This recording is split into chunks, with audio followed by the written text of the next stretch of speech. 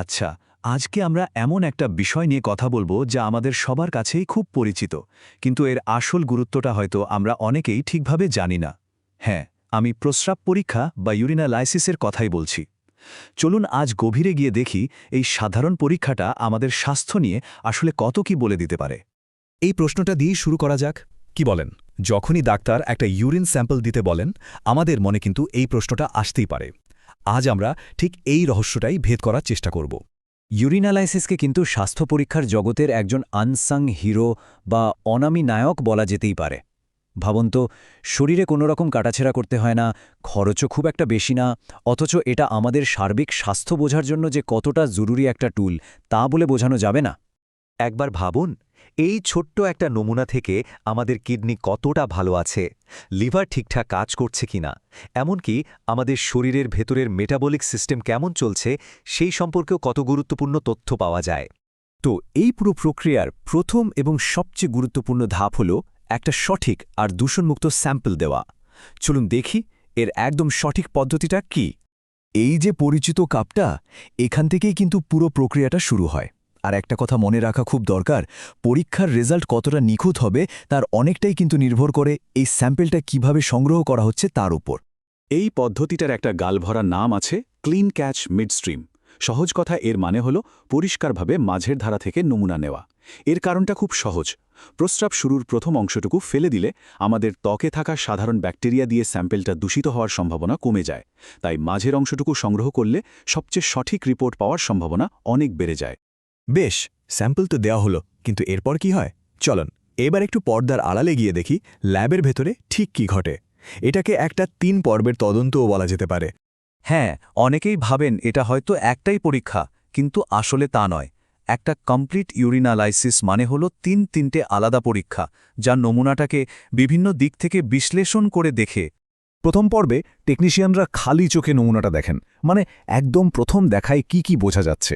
যেমন ধরুন, এর রং কেমন। যদি খুব গাঢ় হলুদ হয় তাহলে হয়তো শরীরে জলের অভাব হয়েছে, আবার যদি ঘোলাটে হয় তাহলে কি কোনো ইনফেকশনের ইঙ্গিত দিচ্ছে। এই প্রাথমিক পর্যবেক্ষণগুলোই কিন্তু তদন্তের প্রথম সূত্র। দ্বিতীয় পর্বে ব্যবহার করা হয় একটা ডেপস্টিক। এটাকে অনেকটা লিটমাস টেস্টের মতো ভাবতে পারেন। স্যাম্পলে ডোবানোর পর এর গায়ে থাকা ছোট ছোট রঙিন প্যাডগুলোর রং পাল্টে যায়, আর এই রং বদলই বলে দেয় প্রস্রাবে গ্লুকোজ, প্রোটিন বা রক্তের মতো কোনো অস্বাভাবিক উপাদান আছে কিনা। আর এটা হলো ফাইনাল রাউন্ড, সবচেয়ে বিস্তারিত পর্ব। এখানে স্যাম্পেলটাকে একটা মেশিনে খুব জোরে ঘুরিয়ে এর মধ্যে থাকা কঠিন কণা বা তলানি আলাদা করা হয়।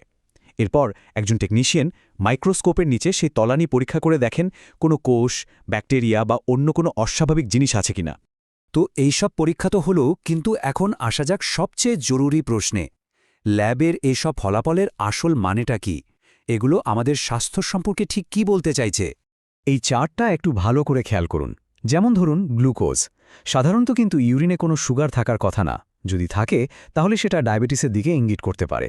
একইভাবে প্রোটিনের উপস্থিতি কিন্তু কিডনির সমস্যার একটা প্রাথমিক লক্ষণ হতে পারে।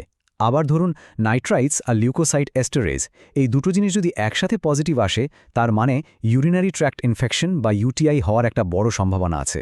কারণ লিউকোসাইড এস্টারেজ হলো শ্বেত রক্তকণিকার একটা এনজাইম, আর এই রক্তকণিকায় ইনফেকশনের বিরুদ্ধে লড়াই করে। মানে এর উপস্থিতি মানেই হলো শরীরের ভেতরে কোথাও একটা লড়াই চলছে। তবে একটা কথা কিন্তু মাথায় রাখতেই হবে, রিপোর্টে কোনো একটা জিনিস অস্বাভাবিক আসা মানেই কিন্তু এটা নয় যে বড় কোনো রোগ হয়ে গেছে। এটা আসলে একটা সূত্র বা একটা সতর্কবার্তা, যা ডাক্তারকে বলে দেয় যে কোন দিকে আরও একটু খতিয়ে দেখতে হবে। তিনি তখন রোগীর অন্য উপসর্গগুলো মিলিয়ে চূড়ান্ত সিদ্ধান্তে পৌঁছান। চলুন এবার ইউরিনালাইসিসের একটা বিশেষ ক্ষেত্র নিয়ে কথা বলি, যেখানে এর গুরুত্ব অনেক বেশি। আর সেটা হলো গর্ভাবস্থায় নিয়মিত পরিচর্যা। প্রেগন্যান্সির সময়ে কিন্তু ইউরিন টেস্ট একটা রুটিন চেকআপের অংশ। এর মাধ্যমে গর্ভকালীন ডায়াবেটিস এবং প্রি অ্যাক্লাম্পসিয়ার মতো জটিলতার ঝুঁকি আগে থেকেই আঁচ করা যায়, যা মা এবং শিশু দুজনের সুরক্ষার জন্যই ভীষণভাবে জরুরি। এই স্লাইডে দেখুন, দুটো খুব জরুরি মার্কারের কথা বলা হয়েছে। একদিকে ইউরিনে যদি বারে বারে বেশি পরিমাণে গ্লুকোজ পাওয়া যায়, তাহলে সেটা গর্ভকালীন ডায়াবেটিসের লক্ষণ হতে পারে। আর অন্যদিকে দেখুন প্রোটিন। গর্ভাবস্থার শেষের দিকে যদি হাই ব্লাড প্রেশারের সাথে ইউরিনেও বেশি প্রোটিন পাওয়া যায়, তাহলে সেটা প্রি অ্যাক্লাম্পসিয়া নামের একটা বেশ বিপজ্জনক অবস্থার কিন্তু সতর্ক সংকেত হতে পারে। সুতরাং সব মিলিয়ে কি দাঁড়ালো? পরের বার যখন এই ছোট কাপটা হাতে আসবে তখন এটা মনে রাখা ভালো যে এটা শুধু একটা সাধারণ পরীক্ষা নয়, এটা আসলে একটা শক্তিশালী টুল যা আমাদের স্বাস্থ্যের ভেতরের অনেক খবর আমাদের কাছে পৌঁছে দিতে পারে আর আমাদের সুরক্ষিত রাখতে পারে।